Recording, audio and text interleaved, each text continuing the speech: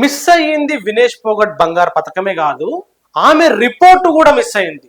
రెండేండ్ల అతిపెద్ద పోరాటం, పెద్ద పెద్ద తలకాయలతోటి ఎదురు నిలబడి తెగువతోటి కొట్లాడిన పోరాటం. కోటి మొట్టికాయలు వేస్తే గాని ఒక కమిటీ ఏర్పడి ఒక రిపోర్ట్ రాలేదు. మరి ఆ రిపోర్ట్ వచ్చినాక కూడా అది ఇప్పుడు మాయమైందా? ఇది నేనంటున్నా ముచ్చట కాదు. స్వయంగా గవర్నమెంట్ కు ఒక ఆర్టీఐ పిటిషన్ వేసి అడిగితే గవర్నమెంట్ నుంచి వచ్చిన సమాధానం ఏం జరిగిందో మాట్లాడుకుందాం. పోయిన సంవత్సరం అంటే 2023లో వినేష్ పోగట్ ఆమె రెజ్లింగ్ సహచరులు కలిసి ఢిల్లీ నరి రోడ్డు మీద పెద్ద యుద్ధమే చేశారు. న్యాయం కోసం యుద్ధం చేశారు. రెజ్లింగ్ అమ్మాయిల మాన ప్రాణాలను కాపాడమని యుద్ధం చేశారు. ఇక BJP senior leader Brij Bhushan Sharan Singh అనే వ్యక్తి రెజ్లింగ్ ఫెడరేషన్ ఆఫ్ ఇండియా అధ్యక్షుడిగా ఉన్నప్పుడు ఆయన చేసిన ఉద్దారకం ఏంటంటే మహిళా రెజ్లర్ల మీద సెక్సువల్ హరాస్మెంట్ చేసిండని, మహిళా రెజ్లర్ల అనుమతి లేకుండా అంటే వాళ్ళ కన్సెంట్ లేకుండా బలవంతంగా గుంజడం, స్థానాలను దాకడం, అడ్డగోలుగా నడుమును పట్టుకోవడం చేసిండని అధికారం అడ్డం పెట్టుకొని సెక్సువల్ ఫేవర్ కూడా అడిగిండని చెప్పేసి ఢిల్లీ పోలీసుల ఎఫ్ఐఆర్ లో బాధితులు చెప్పిన మాట మనం చూసిన మీడియాలో. ఒక దిక్కు పార్లమెంట్ భవనం ఓపెనింగ్ జరుగుతుంటే ఇంకో దిక్కు ఏం జరిగింది, మాకు న్యాయం చేయండి అని చెప్పేసి రెజ్లింగ్ ఆడబిడ్డలు వాళ్ళు నడుచుకుంటూ వస్తుంటే వాళ్ళని ఈడ్చి పోలీస్ వ్యాన్లలో పడేసి అరెస్టు చేశారు. ఇక ఎన్నో పోరాటాలు చేసిన తర్వాత ప్రభుత్వం స్పందించి జనవరి 23 తారీఖు నాడు 2023లో ఒక ఓవర్ సైటింగ్ కమిటీని అపాయింట్ చేసిన విషయం మీకు కూడా తెలుసు. ఆ కమిటీకి మేరీ కోమ్ అట్లనే మేజర్ ధ్యాన్ చంద్ లీడ్ చేశారు. రెజ్లర్ల ఆరోపణ ప్రకారం లైంగిక వేధింపులు, ఫైనాన్షియల్ ఇర్రెగ్యులారిటీస్, అడ్మినిస్ట్రేషన్ అవకతవకలు, రెజ్లింగ్ ఫెడరేషన్ ఆఫ్ ఇండియా రోజువారీ పనులు ఉంటాయి కదా, దాంట్లో జరిగిన అవకతవకల మీద కూడా ఈ కమిటీ విచారణ నిర్వహించాలని, దాని మీద ఒక పకడ్బందీ రిపోర్ట్ ఇవ్వాలని కమిటీ ముందు ఒక ఛాలెంజ్ ఉండే. మరి ఆ కమిటీ ఎన్ని రోజులు పనిచేసింది, ఎట్లా పనిచేసింది అంటే 4 వారాల రిపోర్ట్ ఇవ్వాలని ఆ కమిటీకి చెప్పారు. కానీ ఆ తర్వాత స్పోర్ట్స్ మినిస్టర్ ఏం చేసింది, డెడ్ లైన్ ఒక 2 వారాలు పెంచింది. ఆ లెక్కన ఫిబ్రవరి 3వ వారంలో రిపోర్ట్ రావాల్సి ఉంటే ఏప్రిల్ 5 తారీఖు నాడు రిపోర్ట్ ఇచ్చారు. ఇగో గిట్లా జరిగింది అప్పుడు రిపోర్ట్ ఇచ్చినప్పుడు. ఇక ఏప్రిల్ 28 తారీఖు 2023 నాడు ఆ రిపోర్ట్ కాపీ మాకు ఇయ్యాలని ఒక ఆర్టీఐ పిటిషన్ వచ్చింది. ఇంకా sports ministry secretary Tarun Parikh అంటే ఆయన ఉండు కదా, మే 26వ తారీఖు అంటే ఒక నెల దాటిన తర్వాత రిప్లై ఇచ్చిండు. ఏమన్నాడంటే stating that the report is not available. అంటే అర్థమైంది కదా మీకు, ఆ రిపోర్ట్ అంట అందుబాటులో లేదంట. అంటే అర్థమైంది, కమిటీ ఇచ్చిన రిపోర్ట్ కాకలేకపోతే అయిపోయి ఎవరి చెవులలో పూలు పెడతారు వీళ్ళు.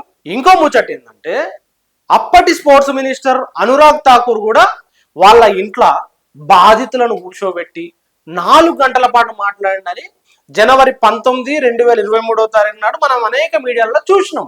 అయితే ఏప్రిల్ 27, 2023 నాడు అదే అనురాగ్ ఠాకూర్ ఒక స్టేట్మెంట్ కూడా ఇచ్చిండు. ఏమన్నాడంటే మేము 12 గంటల పాటు రెజ్లర్ చెప్పేది విన్నాం, కమిటీ వేసినాం, ఎవరి మీద ఎలాంటి పార్షాలిటీ లేకుండా విచారణ కూడా జరుపుతాం. మేము 14 మీటింగ్లు జరిపినాం. ప్రతి ఒక్కరికి కమిటీ ముందు తమ పాయింట్ ఆఫ్ వ్యూను చెప్పుకునే అవకాశం ఇచ్చినామని చెప్పేసి చెప్పుకొచ్చిండు అప్పటి క్రీడల మంత్రి ఠాకూర్. ఇంకా అప్పుడే రెజ్లర్ బజరంగ్ పూనియా ఒకట వెంటనే కౌంటర్ కూడా ఇచ్చిండు. గౌరవ స్పోర్ట్స్ మినిస్టర్ గారు, అనురాగ్ ఠాకూర్ గారు, మీరు 12 నిమిషాలు అంటే 12 నిమిషాలు మాత్రమే మాతోటి కలిసిర్రు అని చెప్పేసి కుండ బద్దలు కొట్టి చెప్పిండు పూనియా. ఇక ఇదే అంశం మీద ఒక రిపోర్టర్ ఆర్టీఐ పిటిషన్ వేసిండు. మినిస్టర్ చెప్తుంది కరెక్టా, పూనియా చెప్పింది కరెక్టా అని తెలుసుకుంటానికి. ఏమని, మినిస్టర్ చెప్పిన సమాచారం కావాలి, ప్రతి మీటింగు ఏ రోజు జరిగింది, ఏ టైం జరిగింది, అందులో ఎవరెవరు పార్టిసిపేట్ చేసిర్రు, అట్లనే ఆ మీటింగ్ సంబంధించిన మినిట్స్ కూడా కావాలి, మినిస్ట్రీ నుంచి కూడా ఎవరెవరు పాల్గొన్నారు అనే అంశాలని కూడా చెప్పాలని ఆర్టీఐ పిటిషన్ పడ్డది. ఇక దీని మీద అప్పుడు స్పోర్ట్స్ మినిస్ట్రీ సెక్రటరీ ఇదే తరుణ్ పరీక్ రిప్లై కూడా ఇచ్చింది. అప్పుడు కూడా ఏమని, నో ఇన్ఫర్మేషన్ అవైలబుల్. అంటే అర్థమైంది, సమాచారం అందుబాటులో లేదు. అంటే అప్పుడు స్పోర్ట్స్ మినిస్టర్ స్వయంగా ప్రకటించిన సమాచారం ఉండదు. ఇక ఇప్పుడు ఒక కమిటీ తయారు చేసిన రిపోర్ట్ కూడా అందుబాటులో లేదంటున్నారు. ఇదేనా తరిక? ఇక దీనికోసమేనా కమిటీలు వేసేది? ఇక రైట్ టు ఇన్ఫర్మేషన్ అనే యాక్ట్కు అర్థం ఏమని ఉంటుందా? ఇక అప్పుడు కేసుకు సంబంధించిన వివరాలను కూడా ఒకసారి మనం మాట్లాడుకోవాలి.